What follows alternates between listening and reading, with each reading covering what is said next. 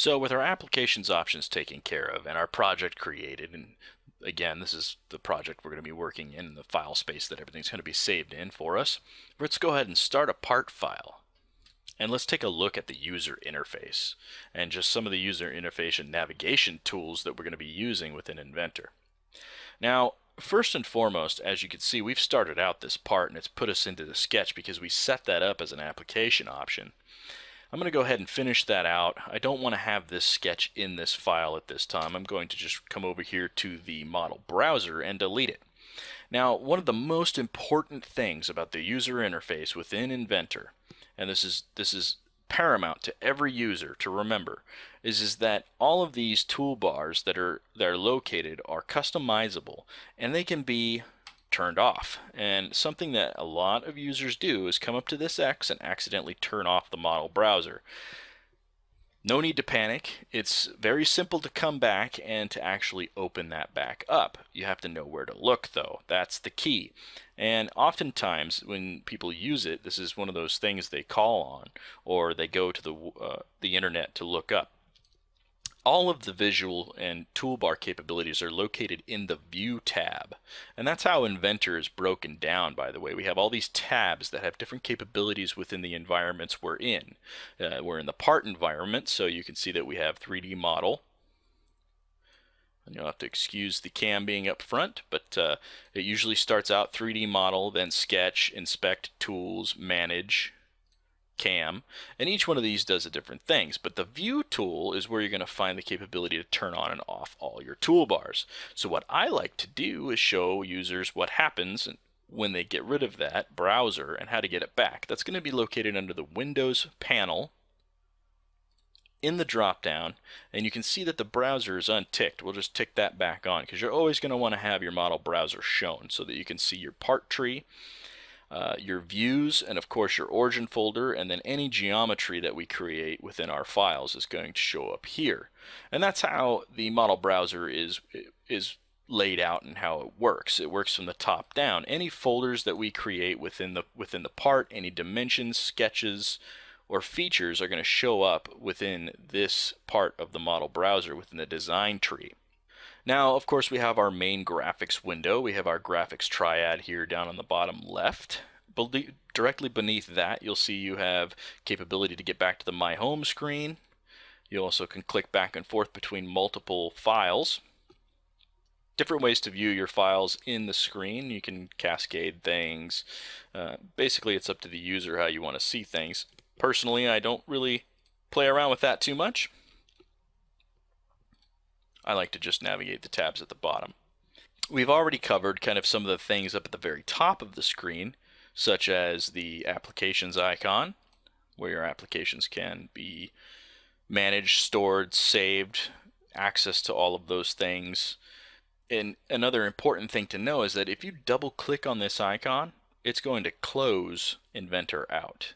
It's a quick way to close Inventor out. Some people do that and they haven't saved their part, so again we're going to cover save early, save often.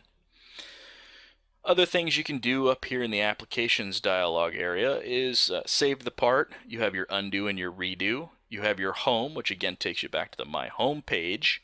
You have your selections filters, and these become important later whenever you're actually programming or designing.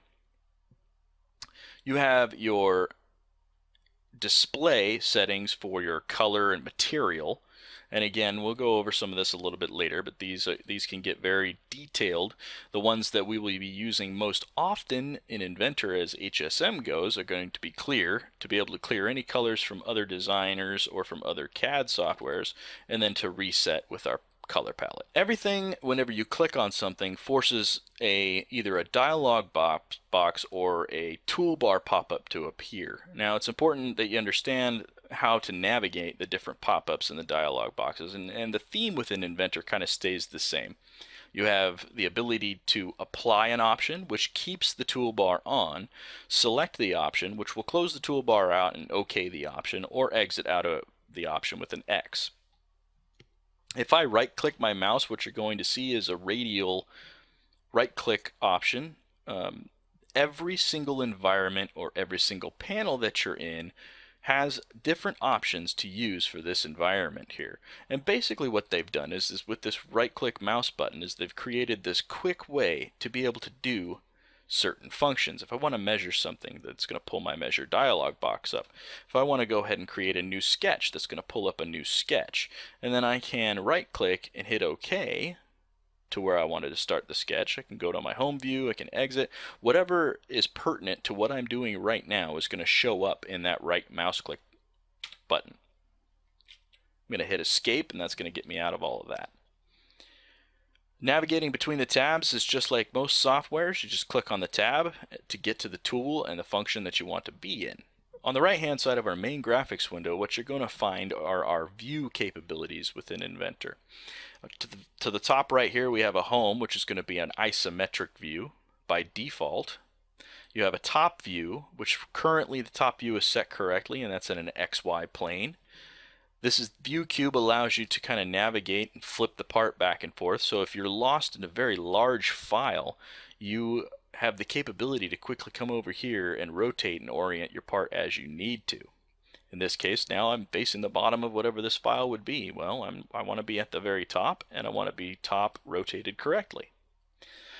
If for whatever reason your Inventor file currently isn't set to top right to be in your XY plane, directly underneath the view cube we have this drop down menu. And I strongly suggest that you set current view as top.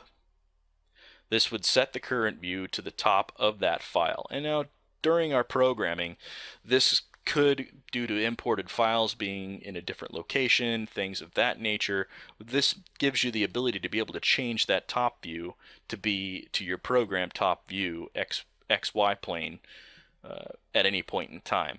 And we'll go over that once we get into some parts and programming. Directly below that is your view palette and your view tool palette. Now this is where I really like to customize the user interface a little bit.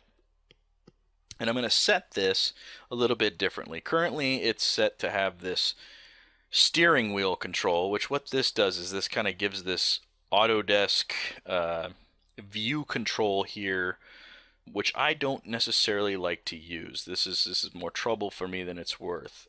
So what I do is I like to turn off all of the functions that I use mouse buttons for or mouse clicks for with this drop down right here.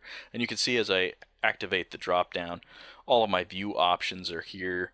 I can turn on and off things that I don't need. So I'm going to turn that steering wheel off, and unfortunately each time I do this I have to come back and click each time. But I'm going to turn off everything except for the look at function, the zoom all, because I'm going to constantly use that, and the main zoom. And lastly, I'm going to turn on visual styles, because this is where I'm going to be able to control turning my wireframe on from my shaded and all of the different shading options within Inventor that I can use. So now I have a way to quickly come up here and access this, change it to wireframe if need be, to be able to program with. Other customizations to that are to the actual toolbar itself. I have full capability to be able to dock this at the top, which that changed everything from the top left. I can dock it to the bottom right. This really comes back to user preference, so you can change this how you want. I'm personally used to the vanilla top right, and I keep the opacity as it is, but if you would like to, you can always hide it, turn it off, things like that. Now if you like to use the ribbon bar to be able to navigate view options, you can always come straight to this view tab and use the panels here to control any of the views you want to.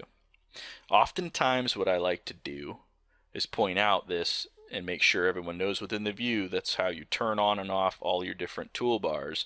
It's also how we can navigate whether or not we're going to use section views, and we'll go over some of this a little bit later. To go over some of the navigation tools on the mouse function, let's go ahead and start a sketch. I'm just going to put a rectangle geometry on the screen so that we have something to navigate around.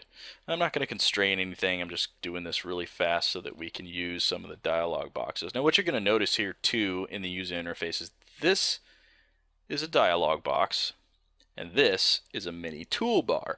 These are the same throughout Inventor, throughout any of your selections whether you're in a part environment or assembly environment. The difference is that you can truncate down the large view of this and use this mini toolbar to quickly access the disposition of whatever tool you're using. Now with a cube on my screen, I'm going to go ahead and show you how to navigate. So I'm going to go to my top view again with my view cube.